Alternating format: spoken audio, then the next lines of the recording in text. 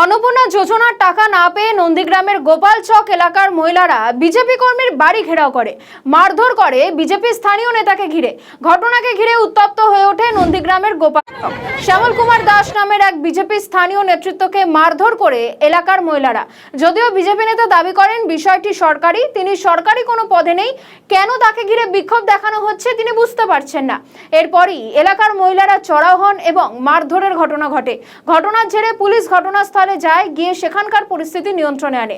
পরে ওই নেতার তরফে থানায় লিখিত অভিযোগ দায়ের করা হয়। সেই ছবি আপনারা দেখতে পাচ্ছেন, একেবারে আপনাদেরকে নন্দীগ্রামের ছবি দেখাচ্ছি। অন্নপূর্ণার টাকা না পাওয়ায় বিজেপি নেতাকে ঘিরে বিক্ষোভ, এবং বিজেপি নেতা স্পষ্টত জানিয়ে দেন এটা সরকারি বিষয়, তিনি এ বিষয়ে কিছুই জানেন না। কিন্তু মহিলারা শুনতে নারাজ, তারা একেবারে বিজেপি নেতাকে ঘিরে বিক্ষোভ দেখিয়েছেন। সেই ছবি আপনারা দেখতে পাচ্ছেন এবং পরবর্তীতে পুলিশ ঘটনাস্থলে গিয়ে পরিস্থিতি নিয়ন্ত্রণে আনে।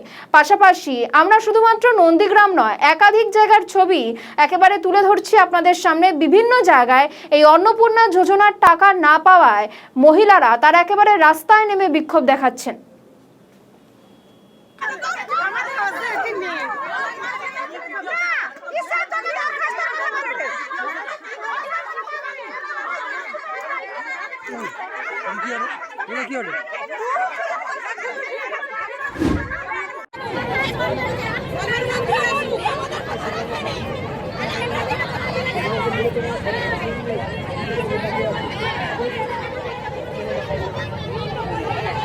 সরে দাঁড়ান।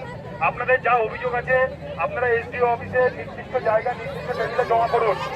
এটাকে আমাদের একান্ত অনুরোধ, আপনারা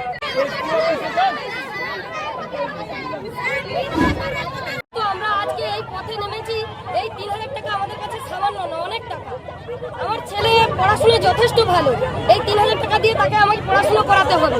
আমি আর জয়েন্ট পরীক্ষার বাচ্চা জেনারেল বলে 83% পেয়েছে, তাকে ভর্তি করতে পারছি না। এই টাকাটা চেয়ে আমার সংসারের দিকে, মুখের দিকে চেয়ে আছে।